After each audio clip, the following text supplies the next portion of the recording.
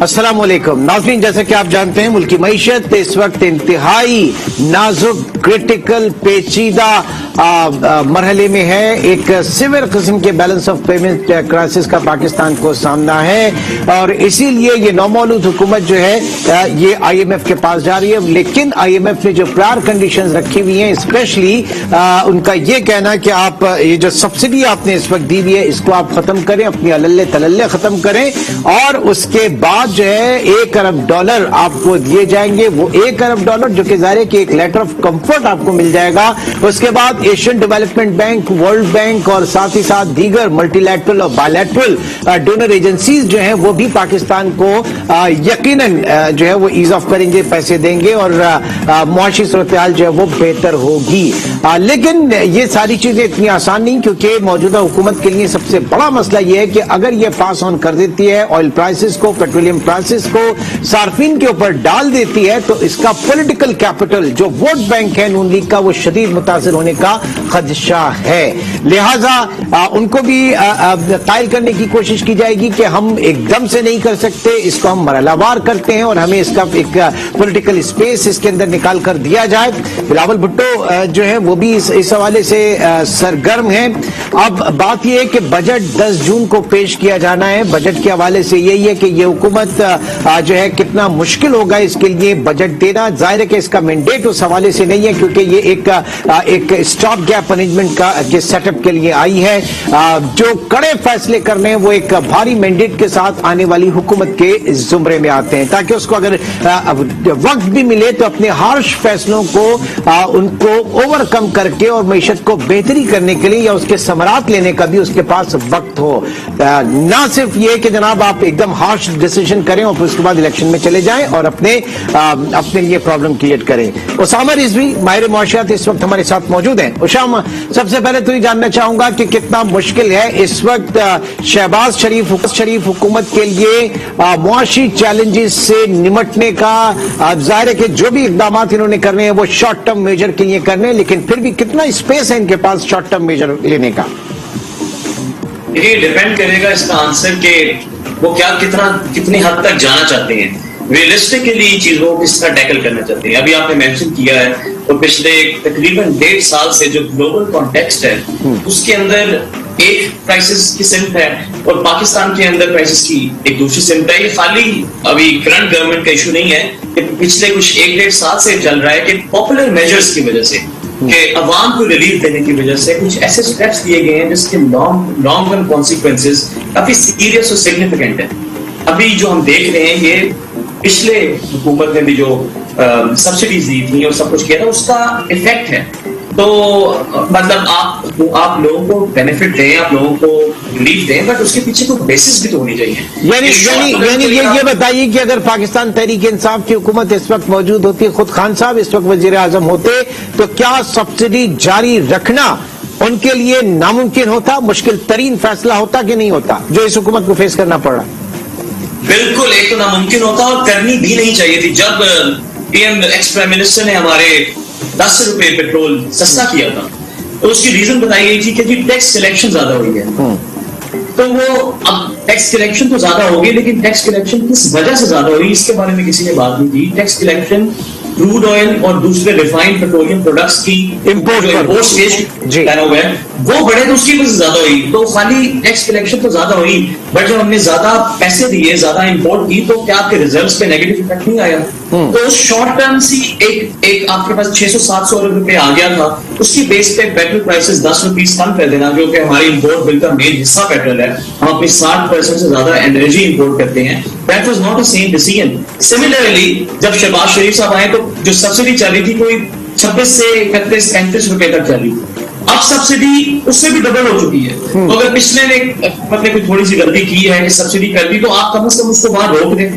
आपने उसको popular measures के लिए वंस अगेन आपने और आगे आप उन्हीं लेवल्स पे फ्रीज कर देते कि पीटीआई के लेवल पे फ्रीज कर देते और उसके बाद पास ऑन करना शुरू करते। अच्छा, एक तो आपने कहा कि जनाब ये हमने इंपोर्ट लेवल पे, इंपोर्ट स्टेज पे हमने जो टैक्स जमा किए वो सारे थे और उसने हमारी रियल इकोनॉमी को डेंट मारा, उसकी वजह से प्रॉब्लम हुआ। एक चीज हमें कही जाती है, तरसीलात ज़र रेमिटेंसेस जो है पाकिस्तान में जबरदस्त किस्म की आ रही हैं और बहुत इन्फ्लोज हैं। भाई ये भी तो बताइए कि रेमिटेंसेस का क्वांटम ज्यादा क्यों हुआ? क्योंकि आपका रुपी जो है वो डेप्रिशिएट हुआ है। जो पहले बाहर के लोग भेजते थे अपनी फैमिलीज को, यहाँ उनके खर्चे डबल हो गए, लिहाजा उन्हें डबल भेजना पड़ रहा है। तो इसको, इस क्वांटम को भी हम जो है बड़ी पॉजिटिव उसमें ले रहे हैं और हम उस पर बहुत शादियाने बजा रहे हैं, हालांकि उल्टा नुकसान ही एक तरीके से।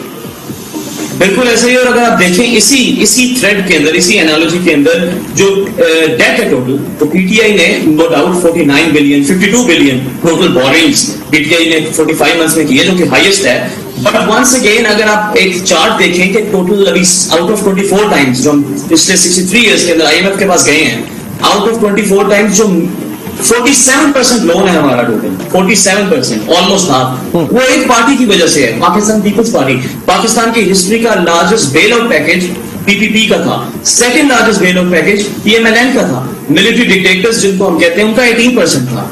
तो बेशक इस वक्त हमें फिगर्स के मुताबिक सबसे ज्यादा डेट पीटीआई का रहेगा, सेकंड पीएमएलएन का रहेगा, थर्ड पीपीपी का रहेगा, बट डॉलर वैल्यू के अंदर जब रियल वैल्यू निकालेंगे तो फिर चीजें मुख्तलिफ हैं। तो मतलब नुएंसेस और कभी इस पे भी रिसर्च कीजिएगा, इस पे भी रिसर्च कीजिएगा कि हमारे यहाँ ये जो सो कॉल्ड इलेक्टेड जमहूरी हुकूमत हैं, इनके जो बजट हैं इसमें सरप्लस कितने हुए? सारे के सारे ऑलमोस्ट डेफिसिट ही हुए। और जो डिक्टेटरशिप में हमारे यहाँ बजट्स आए उनमें सरप्लस रहे या डेफिसिट रहे, इसके ऊपर भी आइंदा मैं चाहूंगा कि कुछ स्टडी करें आप जाके, तो बड़ी इंटरेस्टिंग चीजें आपको मिलेंगी उसामा। जरूर। बल्कि पिछली हुकूमत ने एक और गलती जो की, अगर हम डेफिसिट और डेट की बात कर रहे हैं, कि अपने जो करंट फिस्कल ईयर के अंदर जो उन्होंने लोन लिए थे उसमें से 70% लोन बजाय इसके कि वो डेट रीपेमेंट करते, वो 70% लोन गवर्नमेंट स्पेंडिंग के लिए यूज हुए। तो जो क्वेश्चन है, सिर्फ पॉइंट ये बताना चाह रहा हूं कि जिस स्टेज में इस वक्त पाकिस्तान है, सबसे पहले तो खाली आप पाकिस्तान के कॉन्टेक्स्ट में रह के इसको नहीं देख सकते, बिल्कुल भी नहीं देख सकते। अगर आप देख रहे हैं वंस अगेन पिछले 1-1.5 साल से यही बात मैं आपके शो में कर रहा हूं कि पूरी दुनिया के साथ आपकी इकोनॉमी डिपेंडेंट है, फूड प्राइसेस के ऊपर, खासतौर पे ऑयल के ऊपर। आप कैसे उन चीजों को, उन फैक्टर्स को अवॉइड कर सकते हैं, उनसे इंडिफरेंट हो सकते हैं? सेकेंडली, अगर आप देख रहे हैं खाली किसी एक बंदे की गलती है, वो भी गलत चीज है, क्योंकि ये कंटिन्यूटी ऑफ पॉलिसीज है, बल्कि डिसकंटिन्यूटी ऑफ गुड पॉलिसीज है, जिसकी वजह से इस वक्त हम पहुंचे हैं full on balance of payment prices की।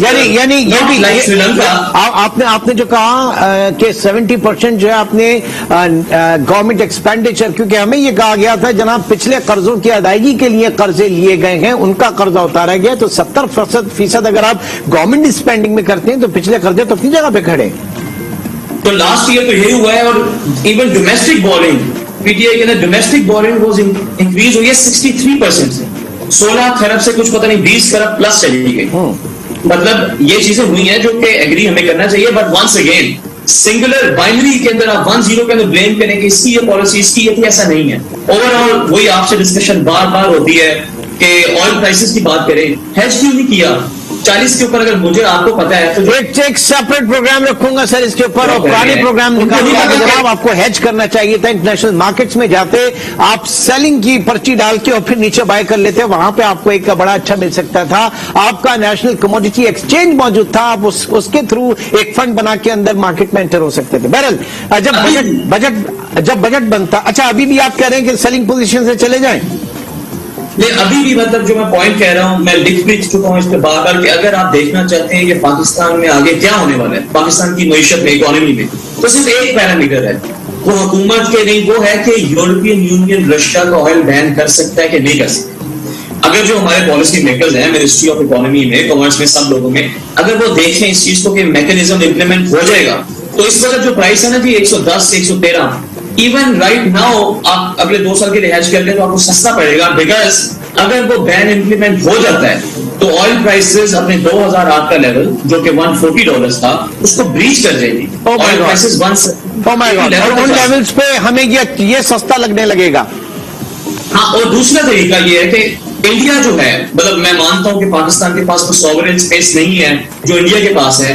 انڈیا کوڈ کا پارٹ ہے, انڈیا یو ایس کا علاقہ ہے, پھر بھی رشیا سے 20% ڈسکاؤنٹ پہ آئل لے رہا ہے. ہم لوگ بے شک چلے رشیا سے ڈائریکٹلی نہیں لے سکتے, تو چائنا ہمارا جو گریٹ فرینڈ, ہم لوگ China as one of the largest buyer of Russian crude, تو چائنا کے ساتھ ہم کو ایسا معاہدہ کر سکتے ہیں کہ تھرڈ پارٹی کو ملا کے ہم لوگ آئل لے لیں. ٹھیک ہے, ہم چائنا کے ساتھ کانٹریکٹ کریں, ان کے تو ریزروز کی there is a will, there is a way, sir. There is a will, there is a way. Now, بات یہ ہے کہ آئل پرائسز $110 پر بیرل, ڈالر آپ کا 200 روپے. ایسے ان بینچ مارکس کے اوپر فیڈرل گورنمنٹ کے لیے federal budget for the year of 2022-23 ایک ناممکن سی چیز ہوگی بنانی. کتنا مشکل ہوگا؟ پچھلی بار سے بھی بہت مشکل ہوگا. پچھلی بار ہم سب, مجھے یاد ہے, لوگ کہہ رہے تھے کہ اس وقت یہ ریلیف ملے گا تو وہ ریلیف ملے گا. ایسا پاسبل نہیں ہے. دیکھیں, وشفل تھنکنگ کا کوئی علاج نہیں. آپ وشفل تھنکنگ کرتے رہیں.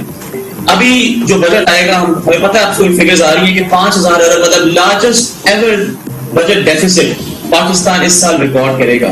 Largest ever budget deficit. اس کے اندر مجھے بتائیں کہ کیا ایکسپینشنری فسکل پالیسی ہوگی یا کنٹریکشنری یا ریسیشنری فسکل پالیسی ہوگی؟ آف کورس ابھی ٹیکسز بڑھائے جائیں گے, گورنمنٹ اسپینڈنگ کم کی جائے گی. آئی ایم ایف کے ساتھ آپ جب جاتے ہیں یہ سب چیزیں امپلیسٹ ہوتی ہیں. اگر آئی ایم ایف آپ کو کچھ پیسے دے رہا ہے تو یہ انڈرسٹینڈیبل ہے کہ گورنمنٹ اسپینڈنگ کم کرنی ہے. آپ نے ایمینٹیز جو ہوتی ہیں, بجلی, کھانے پینے کی چیزیں اور دیگر انرجی کی ریسورسز, ان کی پرائسز بڑھانی ہے. ٹیکسز آپ نے زیادہ کرنے ہیں, اور پاکستان کو اس وقت اس کی اپوزٹ کی ضرورت ہے. تو یہ تو ڈیلیما ہے. تو I am not expecting and nobody should expect any relief of any kind in this budget. مطلب بلکہ پچھلی بار سے بھی زیادہ یہ ٹف ہوگا, اور ہونا بھی چاہیے. کیونکہ دیکھیں نا, لوگ پوچھتے ہیں اچھا آپ پرابلمز ہائی لائٹ کر رہے ہیں, سولوشن بتائیں. سولوشن کامن وہی سولوشن تھے, لیکن ٹائملی ڈیسیژن لینا چاہیے. اوکے, اب یہ بتائیے گا کہ یہ جو ہارش میجرز لیے گئے ہیں, جو اس وقت لگژری آئٹمز اور نان اسینشل فوڈ آئٹمز اور دیگر چیزوں کی اس پہ بین لگا ہے, یہ کس حد تک جو ہے قابل عمل ہوگا؟ اور سیکنڈ چیز یہ کہ ہمارے یہاں ایک مانیٹری ٹول جو ہم یوز کرتے ہیں ایگریگیٹ ڈیمانڈ کو کرٹیل کرنے کے لیے, پالیسی ریٹ کو بڑھا دیتے ہیں, شرح سود کو بڑھا دیتے ہیں. ابھی بھی مارکیٹ میں آواز ہے 2% تک کی آواز آ رہی ہے. کیا آپ بھی دیکھ رہے ہیں؟ اور جو لاسٹ اوموس وغیرہ ہوئے, اوپن مارکیٹ آپریشنز وغیرہ ہوئے, ان کو دیکھتے ہوئے آپ کو لگ رہا ہے کہ اب لامحالہ وہاں پر بھی تھوڑا سا ٹائٹننگ ہوگی؟ دیکھیے, سب سے پہلے جو لگژری آئٹمس کے اوپر, میرے لیے خالی پولیٹیکل پوسچرنگ سے زیادہ یہ کوئی چیز نہیں ہے. لگژری آئٹمز اگر آپ ٹوٹل امپورٹ بل دیکھیں تو اس میں ابھی 350 سے 500 ملین ڈالر کے درمیان اس کا نا فلکچویٹ ہوتا ہے ریونیو. یہ 350 سے 500 ملین ڈالر ایک طرف ہے, اور ہمارے ہفتے میں بھی پچھلے دنوں جو ریزروز کم ہوئے ہیں وہ کوئی 250 سے 300 ملین ہے. تو چلیں ایک ہفتے کے ریزروز آپ بچا لیں گے ہر مہینے. آپ کی جو ٹاپ 5-6 امپورٹس ہیں وہ تو ریفائنڈ پیٹرولیم ہے, وہ تو کروڈ آئل ہے, وہ پام آئل ہے. پام آئل کا ایک سال کے اندر 60% امپورٹ بل بڑھا ہے. کروڈ آئل کا $6 بلین سے $12 بلین امپورٹ بل ہو گیا. یہ ایک سال کی فگرز ہیں. تو مجھے آپ بتائیں ان چیزوں کے اوپر کوئی کام کرنے سے ہماری اس کے اوپر ریزروز پہ اور روپے کے اوپر فرق پڑے گا کہ یہ 500-400 ملین ڈالر کے اوپر فرق پڑے گا؟ Of course something is better than nothing. But اگر آپ یہ جس طرح اس کو فریم کیا جا رہا ہے نا کہ بڑا قدم, یہ کوئی بڑا قدم نہیں. یہ ایک کامن ایک چیز ہے جو نیسیسٹی ہے, جو آپ ایک اسٹیپ لیا ہے, بٹ یہ بیئر منیمم ہے. بیئر منیمم ہے, اس سے بہت زیادہ کرنے کی ضرورت ہے. تو کرنسی کی ویلیو مینلی ریزروز کے اوپر ڈیپینڈ کرتی ہے. ریزروز کیسے زیادہ ہوئیں گے شارٹ ٹرم کے اندر؟ آپ ہی کے شو میں مجھے یاد ہے لاسٹ ٹائم جب مانیٹری پالیسی کی میٹنگ تھی تو میں نے کہا تھا, اور آپ نے شاید ایگری کیا تھا کہ مانیٹری پالیسی بڑھے گی لیکن نہیں بڑھائی گئی. اس کے ایک ہفتے بعد ایمرجنسی بیسس کے اوپر 250 بیسس پوائنٹ بڑھا دی گئی, رائٹ.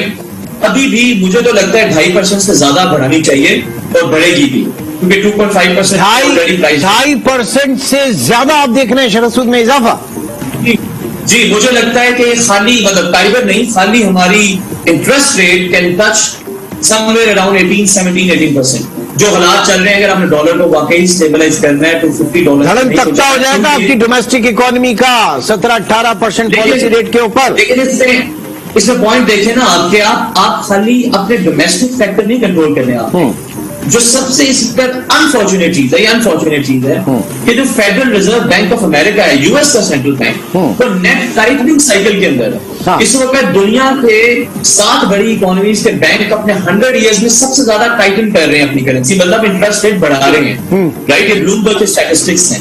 تو جب ایسا گلوبل لیول پہ ہو رہا ہے اور آپ کے ان سب کرنسیز کے ان سب کنٹریز کے ساتھ آپ کی ٹریڈنگ ایگریمنٹ سب سے زیادہ آپ کرتے یو ایس کے ساتھ ہیں، تو ڈالر نہ صرف ہمارے اپنے وجہ سے اوپر جا رہا ہے بلکہ اپنے انٹرسٹ ریٹ بڑھانے کی وجہ سے انٹرنیشنلی بھی ڈالر اوپر جا رہا ہے۔ نہیں تو ڈالر انڈیکس اسامہ بات سنیں نا، اگر آپ 17-18% ہیں تو پھر کیا برا تھا 13.5% پہ رضا باقر اگر ہاٹ منی لے کر آ رہے تھے، بلینز آف ڈالرز پاکستان میں آ رہے تھے، تو وہ تو ایک اچھا اسٹیپ تھا، پھر یہ ابھی بھی کیا جا سکتا ہے؟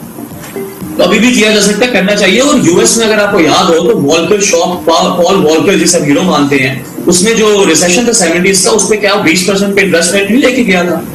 تو یہ تو ہسٹوریکل پریسیڈنٹ ہے، یہ ایسا تو نہیں کہ دنیا میں پہلی دفعہ ہوگا۔ This has happened before as well in the United States of America۔ ٹھیک ہے، بہت شکریہ اسامہ رضوی ہمارے ساتھ موجود تھے۔ معیشت کے پیچ و خم اور اس وقت جتنی پرابلم میں ہے، جس طریقے سے نکلنا ہے، اس کے اوپر پروگرام سے اب تک اتنا ہی۔ انشاءاللہ پھر ملاقات ہوگی، اپنا بہت خیال رکھیے گا، اللہ حافظ۔